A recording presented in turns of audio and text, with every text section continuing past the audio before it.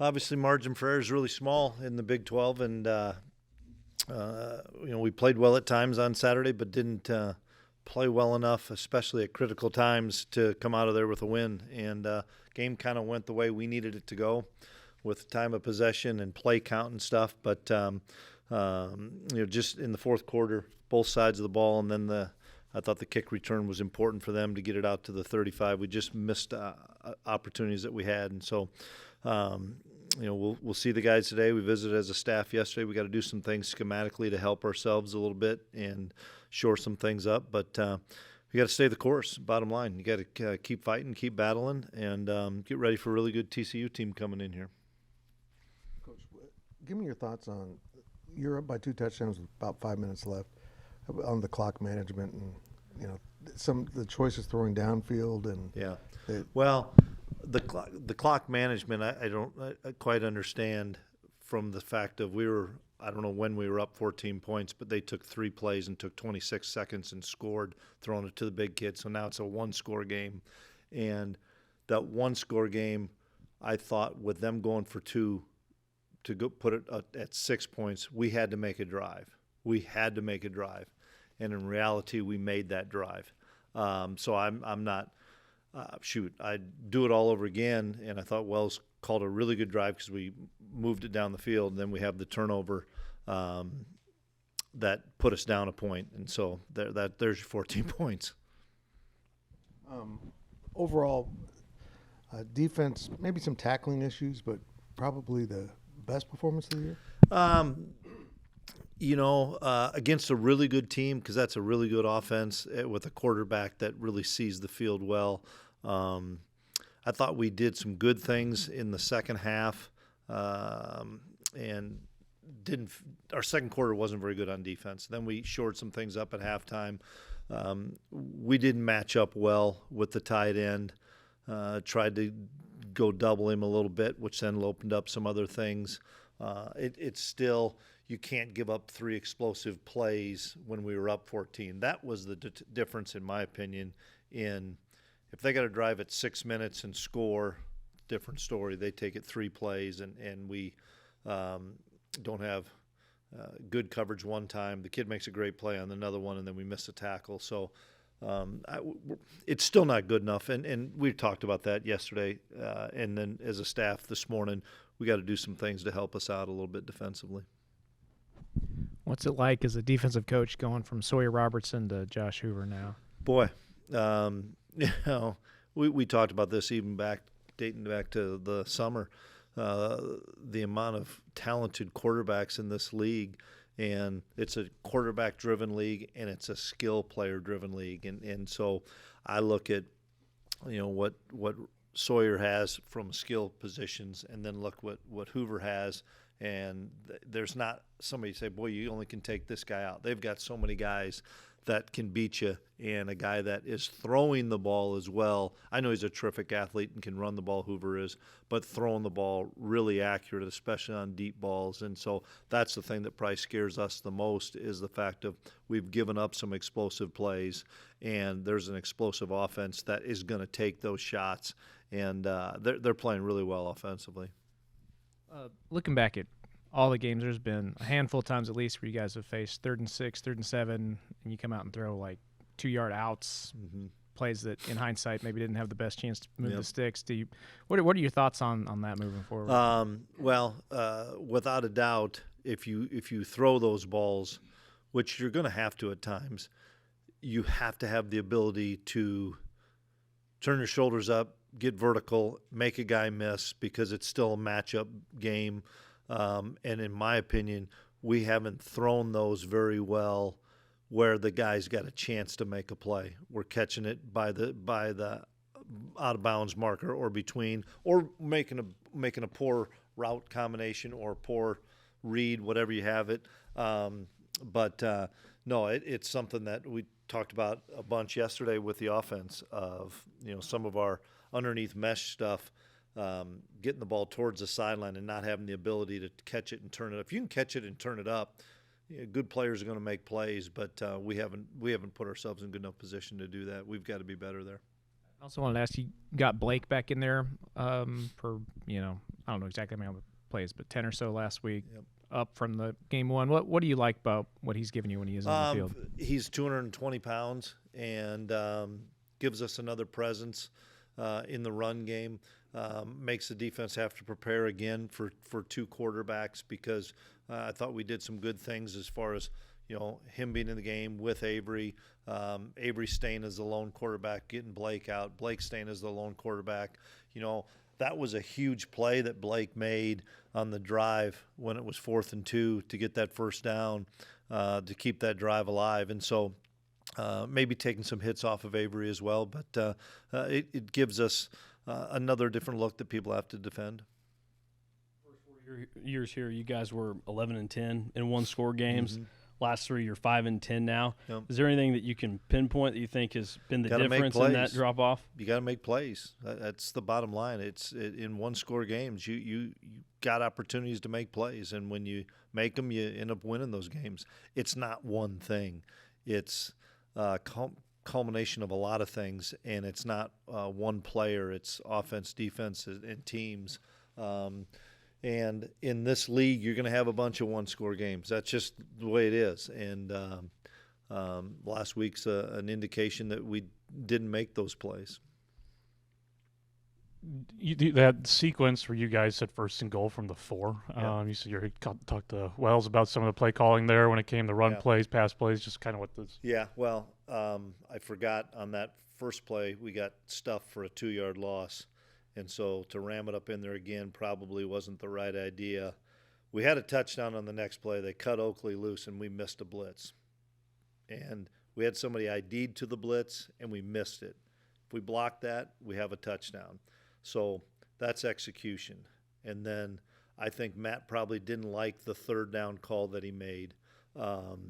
And give them credit, they stopped it. And then when we were at the 4, we needed to kick the field goal. But the first down play was right, and they blitzed it and gave us a 2-yard loss. Probably weren't going to run it into a run blitz again. And then we got a kid wide open for a touchdown, and we miss a pickup on a blitz. Yeah, you said that he was banged up. Yeah. He's been banged up all year. Is that just kind of something you foresee for the rest of the season? That's a good question. I can't answer that. But he was limited on Saturday, and so we went with Joe Moore because he was limited. And I don't know. We'll find out how it goes this week. But it's kind of the story of what our season's been as far as a running back being limited, a wideout being limited. We haven't seen that full arsenal, and hopefully we will in time, but we haven't seen it yet. And just some of the tackling things. It's kind of a theme that we talked to Joe last week. Just kind of something that he's not been happy with. Just what have you seen throughout this? Yeah, I just in general, it doesn't matter when you're struggling like we are in any phase. We're not blocking well enough on offense. We're not blocking on the perimeter very well on offense. We're missing protections on offense in the blitz. On Avery's pick 6, we missed a protection there. We have that guy picked up. In tackling, it's are you running through the right leverage? And sometimes we're not. And we should be on the outside leg. We're on the inside leg. Getting enough guys to the ball. We've gotten better at that with pursuit. But there's talented kids in this league that have made us look bad a few times in tackling. And like I said, it just comes down to all the questions of in one-score games, you better make the block. You better make the tackle. You better make the play on the ball. You better pick up a pressure. You better, it's a 50-50 ball. We got to come down with some of those. It's a culmination of a lot of things when you get into these one-score games that we're not doing. In the last couple of games, can you describe, how you feel about Avery and his game overall, but also the running aspect of it with it? Yeah, I thought Avery played maybe his best game last week against Baylor. He was on point. I thought he threw the ball really well. Once again, take the one play aside where we don't pick up a pressure, and he wishes he had that play back. But I mean, he threw some strikes. He's running it when we need him to run it. But we're not going to give it to him 15 times a game in design run game. That's why we went to the 2 quarterback stuff. He's the best quarterback for a reason. We're not going to run him 15 times a game. But I thought Avery's playing at a level in the last few weeks good enough for us to win. But whether it's complimenting him a little bit more, making some plays on defense, or finishing drives. I know he's frustrated we didn't finish that drive as well to end the game. You mentioned Joe Jack a little while ago, and I'm wondering what you thought of his game spelling Dylan, because I think you could make an argument that he ran with as much effort and purpose as we've seen all year long. I thought Joe played a really good football game and picked up protections well, caught the ball out of the backfield. Joe's an example, and he'd probably tell you as well, man, we threw it to him in the flat one time on a 3rd and 6, and he's got to take it up north and south and make a kid miss and get a first down. And then there's other times where, man, he stuck it up in there and made some big-time plays for us.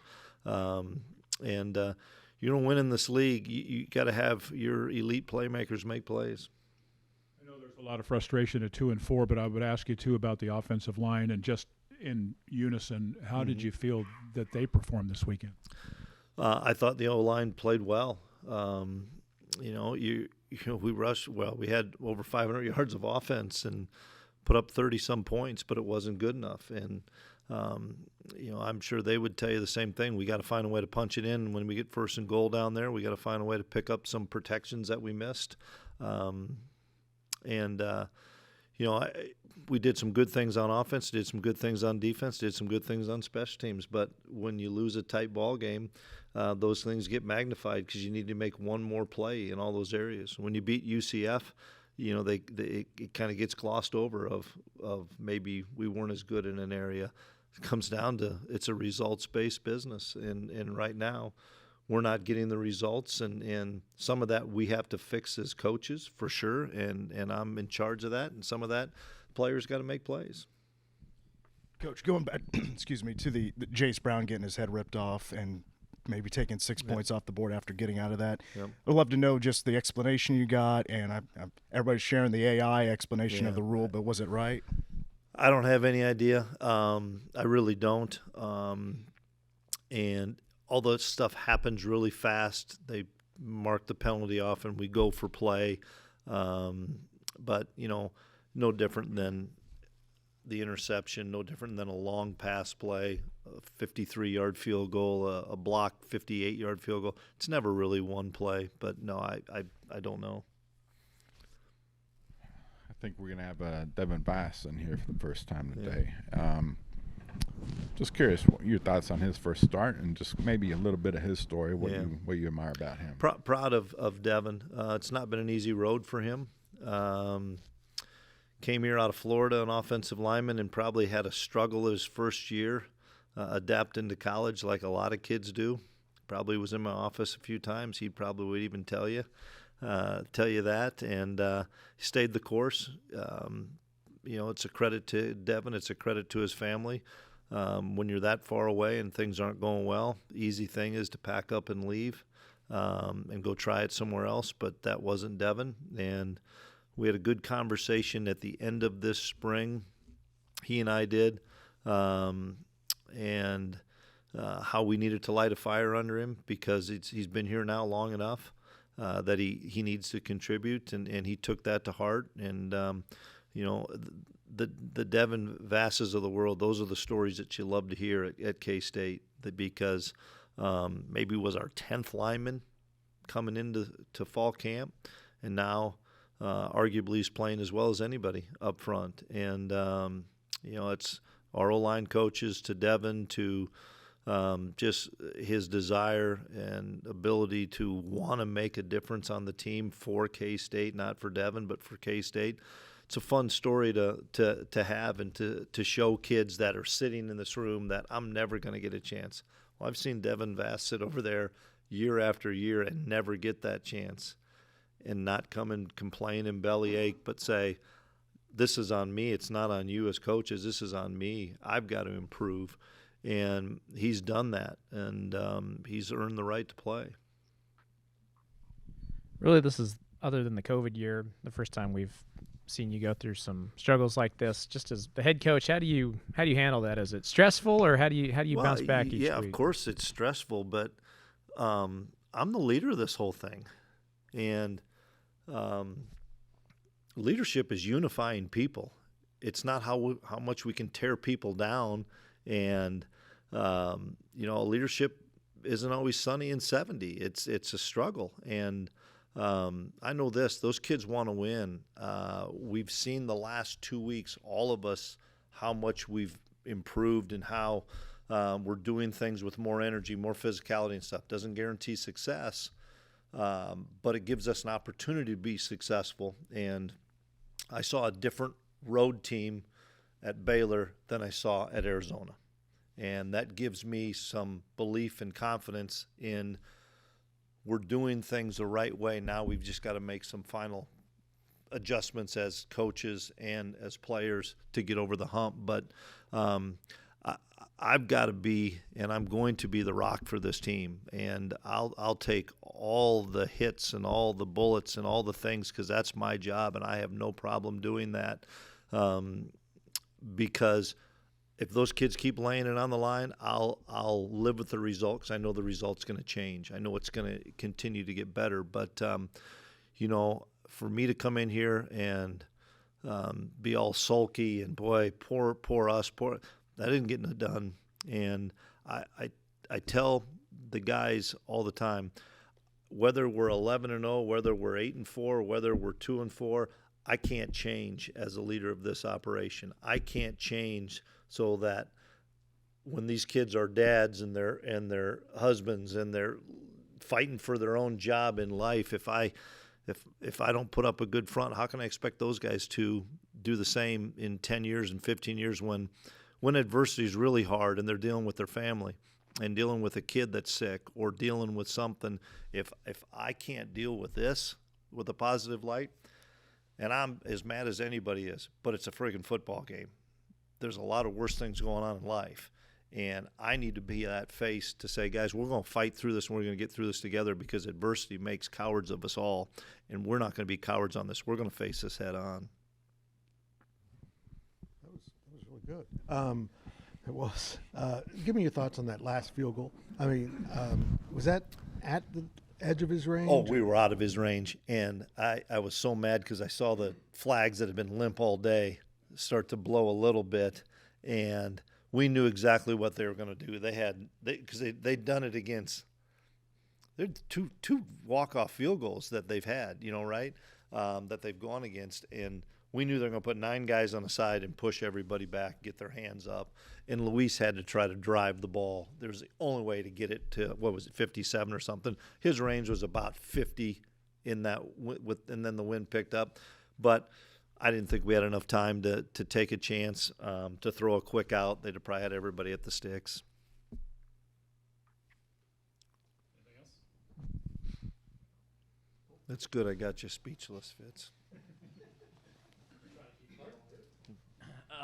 I was going to ask you on the topic of being the face.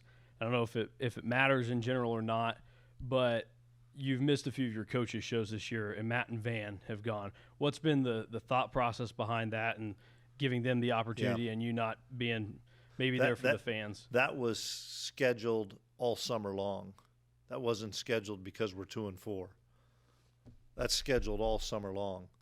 One of the things that is my job as the head coach is to get young assistants to strive to be coordinators. That's why I've elevated some status of David Orloff, Matt Cardula, Sean McGuire, Drew Little, to give them titles. One of the things that is also my job is to prepare people to become head coaches. And you don't do it by sitting behind your desk. You do it by coming in and taking the questions and getting putting yourself in that position. And so I'm not getting any younger. And I think it's important that I give other people an opportunity to do what a head coach does. And we're going to continue to do that too. I know that Wyatt likes to see a different face in there as well, but that has nothing to do with what our season's going. You can ask Wyatt. I'll show you the email from the summer where here's the schedule. And it's something that it's important to me to, it's like if I came in here and berated every coach on Sunday morning after that game, what am I teaching and telling all these student coaches and GAs? That's how a leader should react over a loss. Blame everybody else. Come on. No, this is on me. And I firmly believe that we have a great staff because of the trials and tribulations that we've gone through. Now let's give these guys an opportunity to grow in the profession.